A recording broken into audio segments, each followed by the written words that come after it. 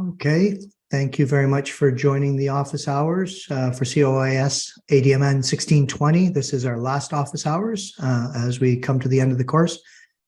We have everything due next Wednesday, I believe. And we're a week away from our final exam. So our final exam, as you can see in your My Trent, is set up for 3 o'clock on the 10th of December, Saturday, the 10th of December. If you have chosen the option of using Examity, the online proctoring service, you will have a specific appointment for that. You will need to take care of all those arrangements yourself. You'll be guided through that. I cannot help in any way with Examity. It's beyond my scope. If you have issues, and I would suggest you resolve them now and not wait until a minute or two before the exam, then reach out through online at trentu.ca. You can copy me to keep me informed if you wish, but it is the IT department that interfaces with Examity, not me. Okay, so please take care of that. I said this I did say this last office hours, and maybe before that as well. You were given the choice of where you want to write your exam. And if you did not make a choice by the deadline, you are scheduled to be in Peterborough. I will not be making any changes to that. You may have more luck. You may have people that are more forgiving than me. If you reach out to online, if you're somewhere else and you're not going to be making it to Trent in Peterborough and you didn't do what you were supposed to do, you can reach out to online at trentu.ca and see if they will help you to schedule an exam. They're under no obligation to do so. You are under the obligation to make sure that you do what is asked of you by the time that it is asked of you. So hopefully no one's in that situation, but based on every previous year we've done this, there will be a few, and they usually figure it out a minute or two before the exam. So if we can't help you and you haven't done your part, then that will likely result in a 0 on the final, okay? If you didn't choose anything and you prefer Durham over Trent, that still doesn't work very well for us because I've already sent in the exams to the print shop. We've already chosen the number of exams to send to each location. So I can't shuffle people around location to location very well either. So please do show up where you're supposed to be, when you're supposed to be there, okay? Bring identification. You always it's preferable to have Trent ID. If you don't have Trent ID for whatever reason, a driver's license or other government issued photo ID is fine, but we will be asking you to identify yourself. And I would bring a pencil or two and an eraser because there will be a Scantron element, meaning the little sheets where you fill in the circles with a pencil. You can fill it in with a pen. It works fine until you go to change your answer. So please bring a pencil, bring an eraser as well to be able to change that if you make a mistake or whatever. I would ask you, and we'll make this announcement, I will anyways, I'll be at Durham at the exam. Please put your name and write your student number on the Scantron as well as the exam itself. But on the Scantron, because every year 5% of people manage not to put their correct student ID on, and we get to guess who it is that wrote that particular one. So the Scantron itself will ask for the course number. It'll ask for the section number, which there is none in our case, and it'll ask for your student ID. But people mess up the student ID all the time. Keep in mind that it is a higher pressure situation, writing an exam. So some people don't react well to that and they make mistakes. That's fine. But if you write your name and your student number on there, then I can at least give you credit for your multiple choice, multiple answer answers.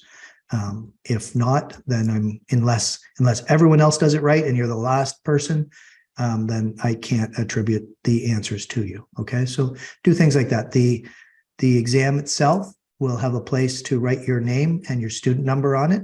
I would, at the very least, write on every single page. I would at least initial it, but I usually give people a chance before the exam to write their name on the back of the exam. And then when you flip it over, put it on the front. So there's I think there's 9 pages this year. 2 of the 9 pages have your name on it.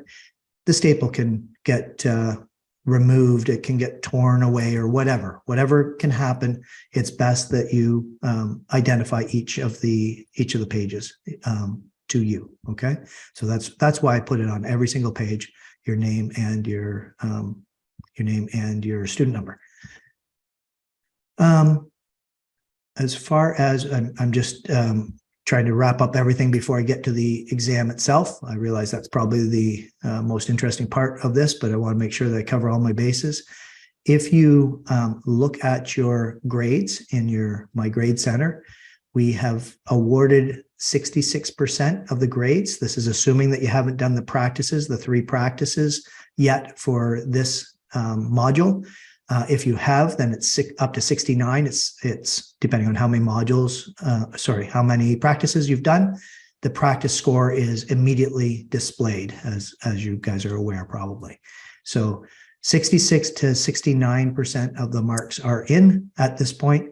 I will be releasing the quiz marks. There's no discussion in this module, so that's good. I'll be releasing the quiz marks, hopefully seamlessly this time, at Thursday morning at 12:01, so that you will know all of your marks. You'll know what is it, 70% of your marks, I think. Bear with me. I want to see what you'll know 75% of your marks going into the final. Okay. Some of you should probably do some math. There are people that mathematically cannot pass at this point. I don't have any advice one way or the other, whether it's better to get a 48 or a 45 than a 12. I have no idea whether that helps you in any way. It may help in your overall average. So maybe there is a point to continuing.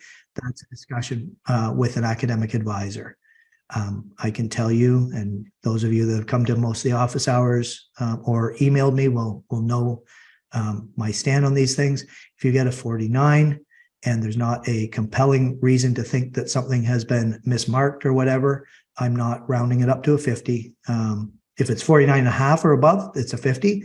But if you get a 47, don't waste the time sending me an email unless you have a darn good reason to suggest that there's been a mistake. There's a whole process for having your exam remarked, and that involves making that request through the school. And if I'm the one that marked your exam, then someone else will mark it, remark it, and then we'll compare notes and see if there's a reason to adjust your mark.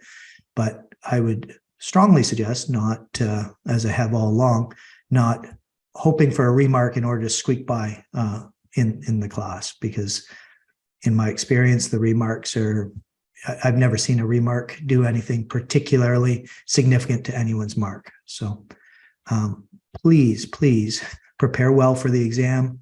Make sure you know your material. The exam does cover the entire course. No, I will not be providing a list of places to focus on. It literally comes from the whole course. So if you've done the quizzes and the practices all along, you've been exposed to many of the questions that you'll see on the final. It comes from all the same pools. You should be prepared from the style of the questions point of view. But with the final exam itself, there are 94 multiple answer, multiple choice, and true-false questions. So those of you that are writing it on paper, it's a set group of questions. Those of you that are online, it will be a random sample of the same pools of questions that the multiple choice, multiple answer came from for the written ones, like the written in person ones. So the reason I chose 94 is because I wanted to have some short answers. I wanted to do some short answer questions. So it's a total of 100 exam questions that are allowed in Wiley Plus. So we have 94 multiple choice, multiple answer, or true false, followed by 6 short answer questions. Short answer questions are worth 10 each. So your entire exam is going to be out of 154. So the math that I would recommend doing is dividing the 180 minutes that you have to write it by the 154 marks that you want to get. It's essentially a mark a minute, give or take. And I would think that if you're well prepared, that you should be able to get through the 94 first questions in under 90 minutes, okay? In fact, I would say that it would be closer to 60 minutes to get through those. You're either going to know the answers or you're not. All your choices are in front of you. There's no calculations to do or anything like that. And then I would spend the rest of my time on those 6 short answers. I encourage you to use point form. If you're the kind of person that needs to write things out in paragraphs to frame your thoughts or whatever, feel free. If, on the other hand, you're comfortable doing things in point form, it's easier for us to mark by a lot, especially if the paragraph people don't use paragraphs and just present us with a block of letters and words to try and decipher. The point form allows us to very quickly mark those questions and see whether you've got the elements or not in order to get the marks. For me, in a 10-mark question, I'm looking for 5 relevant points.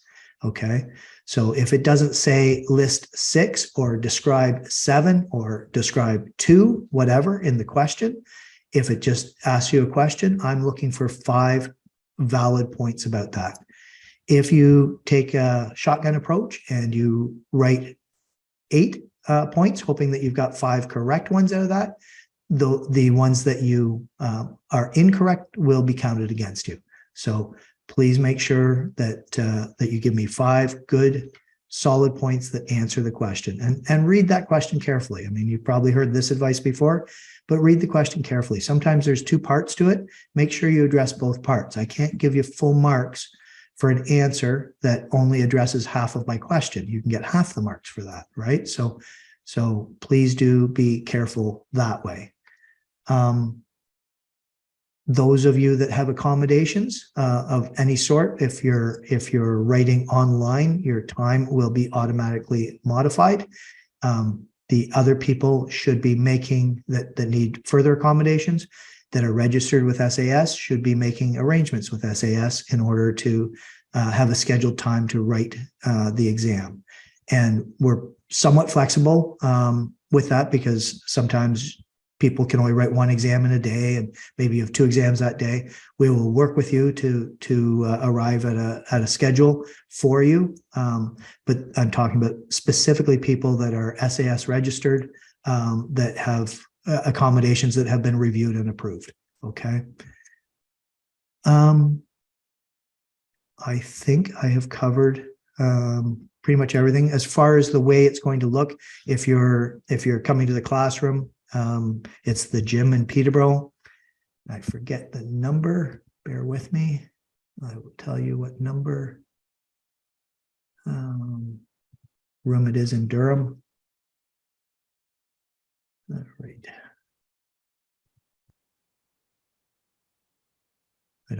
Obviously don't want to misquote the room number and send people to the wrong place.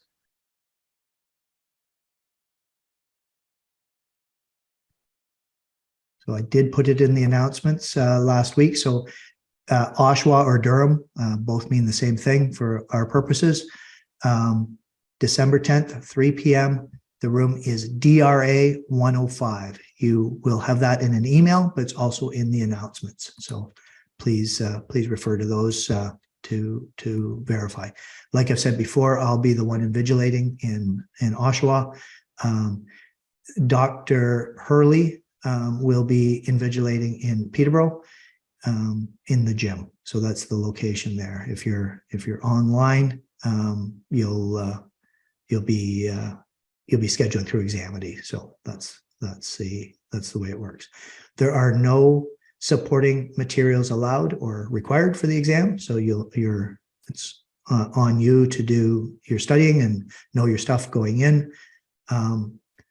I would say that people that don't do preparation do surprisingly poorly on the exam. So you do want to be prepared.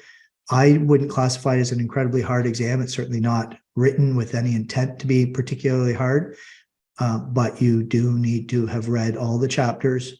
And I would not rely on my memory from September for the first chapter, for instance. I would be going through and I would be studying and preparing for this exam. That is my advice. People often ask for practice exams. I don't do that. I have in the past for sure done that. What I find is that it's a very small minority of people that actually bother. So I'm not going to be bothered setting it up. There's no particular reason why it'll be advantageous. It's a multiple choice exam primarily with 6 short answer questions. And I can't give you practice on the short answer questions because then I'd have to mark them all and give you feedback. And then I just certainly don't have that kind of time to be able to do that for 135 students. Okay. I am available, of course, all week by email if you have specific questions. If there's a part that you didn't understand, give me lots of information though. Don't make me guess what you're asking me. Give me lots of information, screenshots if possible, really help so that I can answer right away. So I get your question and I can respond to you, which is within 24 hours typically that I'll respond. But if you give me an email that I have to respond with another question, now we're out 48 hours and it becomes less and less helpful to you. So please do, reread that email and make sure that you're asking a question in a clear way so that I can answer it. Okay. Jordan, our workshop leader, is also available. He's able to answer questions about content. He is not the person to ask about any of the problems like rescheduling and things like that. That is me, and he'll just direct you to me when he reads the email. So are there any questions from anyone? You can hop on audio, video. You can put them in the chat. You can do them anonymously to the chat. I won't identify you, but I'll be happy to answer any questions that anyone has.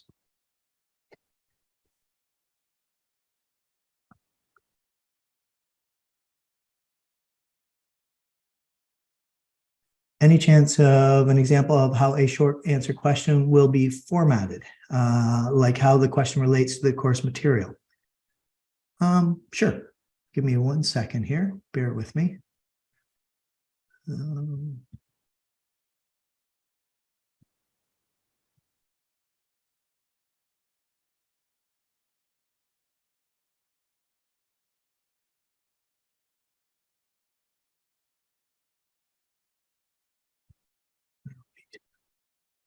So those of you that are writing it online, there will be a screening process if you've never used Examity, and I'm just doing this while I'm getting to a sample question here, where you're required with Examity, that's the proctoring service, to have a webcam and a microphone.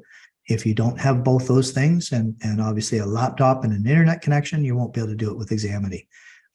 There is no, if you've chosen to do it with Examity, that's the expectation that you have those sorts of things. Okay.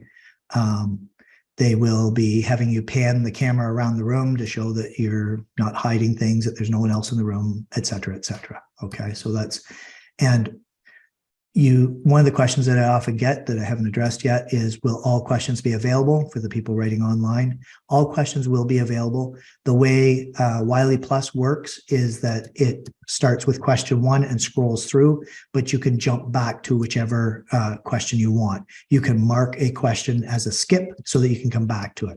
But it's not like you answer question 1 and you can never, ever go back and look at that once you've gone past it. So, yeah, you can go wherever you want. I am right now scrolling down to question number 97. here to get to a sample, knowing that it's a random question. I'm just getting there, and I'm going to go through a sample question with you guys.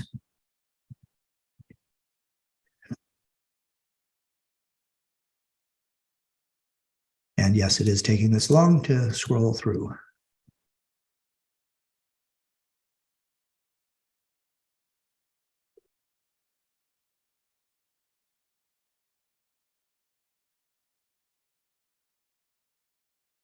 So for those writing online, the round, if you've got round buttons, we call those radio buttons. That means you choose one answer. The ones that are multiple answers, if there are any, will have square, and that will allow you to check more than one box. So keep that in mind. It will also say in the question, choose any that or all that apply. So here's a sample question. Again, just a random question. You may actually see this is a legitimate live question that could be on the exam. You are the CIO of your company, and you have to develop an application of strategic importance to your firm. What are the advantages and disadvantages of using open source software? So we have covered at great length, what both those are, open source and sort of custom type software. So here, it doesn't say that you need to discuss 7 points or list 3 or whatever. So I'm looking for 5 good points. So do not do all advantages, do not do all disadvantages, but you could do 1 advantage and 4 disadvantages. You could do 2 advantages, 3 disadvantages. I think you see where I'm going here. So make sure you cover the answer, cover the question, excuse me, with your answer, but 5 good points in point form would be fine. Does that answer your question as to how they're formatted? Okay, good. So that, like I said, that's a legit. Anyone that gets that question hasn't done some research on it. That could be on the exam. That is from the pool. It could definitely be on the exam. Okay. Is there a focus on certain chapters or modules throughout the course, or will it be tested on things from every module? Also, will information from the tech guides and discussion posts be included in the exam questions? So there is no particular focus. It's evenly distributed. Again, like I've distributed the questions for the written one, the written in person one, evenly throughout the chapters, or relatively evenly throughout the chapters as much as I could. The tech guides are definitely included. They are definitely part of the content. So it's what is it, 12 or 13 chapters plus 4 tech guides. I think it's 13 chapters and 4 tech guides. So yes, everything that we've had a quiz or practice on is included. The discussion questions are not included. Okay, so it's not to say that it's not worth looking at those, but if you're not aware, each discussion was a pool of discussion questions, so not everyone answered the same question. Okay, so I couldn't test on a question that you had not seen and someone else had seen for a short answer. So the discussions are outside the scope of the exam, but useful to, they sort of reinforced other points within the curriculum as well. Does that help you out, Aiden? And I identified you because you posted the question publicly. Okay, good. And does Wiley save answers as you go in the event of an interruption so that what has been completed is submitted? I don't see any. That's a good question. I believe that every time you scroll from one question to another, it saves it. I'm just looking here. Oh, so another little thing. If you're writing online with Wiley, I just noted there's a little button to click that gives you a list of questions on the right-hand side, a menu. So I could have scrolled instead of incrementally going one at a time. I could have just scrolled down and clicked on a specific question. So you can do that. will be automatically saving because there is no save button that is presented. Okay. You can, if you get disconnected, that's not the end of the world. I've asked people that are writing online to make sure you have backups in terms of internet connection, whether that's connecting to your phone with your data plan or having an alternate ISP available wherever you are. The clock keeps running, so your 180 minutes keeps running, but you can resume the exam at any time. You can go back as long as you're within your 180 minutes, okay? But yes, it will be saving, assuming you've got a solid internet connection, it'll be saving them each time. And if it's not saving, I would presume that it would give you an error. If you start running into errors like that, IT is committed to being available. I'm not 100% sure that they're available 24/7. I don't know the answer to that, but they are quickly responsive. And if you're writing, you do have a proctor right there that you can reach out to if you're having problems. If you're disconnected, obviously that's not going to work. But screenshots are your friends. So if you've got things going on, record it for posterity. In all the time I've taught and all the exams online that I've issued, and we are talking thousands of them, I've never had a fatal error in, because of software yet. Fingers crossed, doesn't happen this time, but do take screenshots, record what's going on so that we can discuss it afterwards, okay? Hopefully that is not the case. But again, it's your responsibility to have good internet. If Canada goes out for internet, like the Rogers outage, then we're going to have to talk about that, obviously, right? But otherwise, you are expected to have a good laptop. Laptops crashing is not my problem. Good laptop, backup internet, webcam, and microphone, all functional. Okay. Good. While he saves answers, yes. Okay. So yeah, like I said, I've not had any disasters, tech disasters during exam time. Reach out to IT, reach out to me. If you're writing, if you're writing at 3 a.m., because you could be, which might be 9 a.m. local time or something like that. I'm not going to be awake. Your email is going to be reviewed the next day when I get up. You can try our IT, reach out to them, but like I said, document, take screenshots, and then we can have a good discussion afterwards and figure out if the worst case scenario does happen, which hopefully it definitely will not. All right. Does anyone else have any other questions?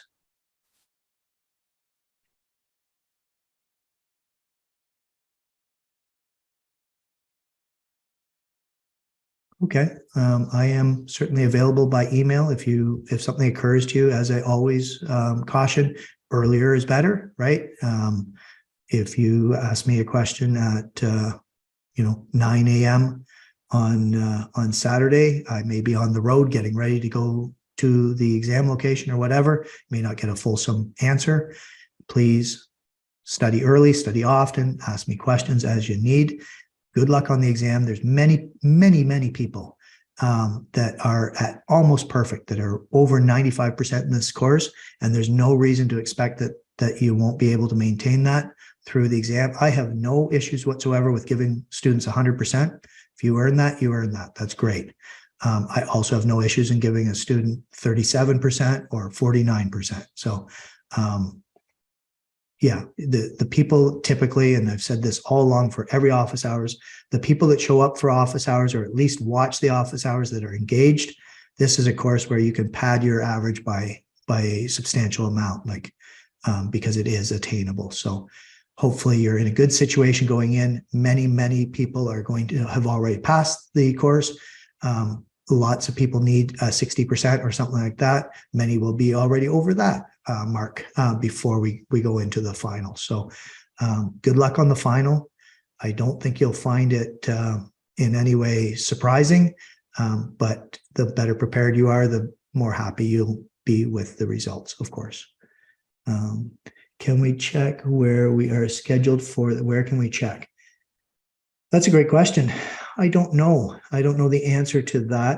I haven't seen. I will obtain a spreadsheet that will tell me where everyone's scheduled to. You should have some sort of email response, I would think. If you didn't, like I said before, if you didn't specifically schedule yourself somewhere for the exam, then you'll be in Peterborough by default. If somewhere midweek, I will have the final list, I would think, of where you are. If you want to, Aiden, if you want to send me an email and just ask if you haven't found out where you are, give me an email around Tuesday or something like that, and I'll make sure that I get back to you and tell you what my spreadsheet tells me. I'm just not aware from the student perspective where you find that out. And what I do know too is when I look at my Trent, it just says at this point, and I know they're having problems with this, the exam schedule, I think for everyone just says that the location's the gym, that it's Saturday, December 10th at 3 p.m., location gym. If you have chosen, if you've registered for Durham, like I said, it's in that Durham classroom that I called out for you, that is in the announcements, that's in the email from last week. That notification in the top right of your My Trent is not customized.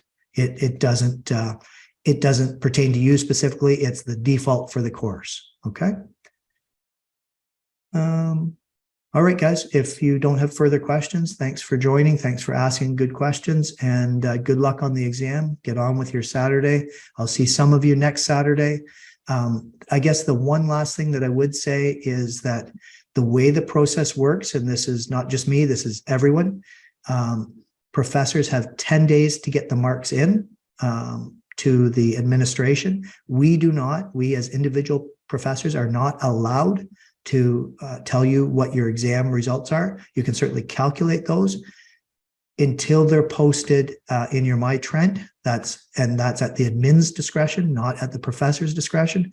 Typically, I submit in a week or so with the marks, because it's myself and Jordan marking away. We get through whatever issues we may have. We get all the marks in, we submit them.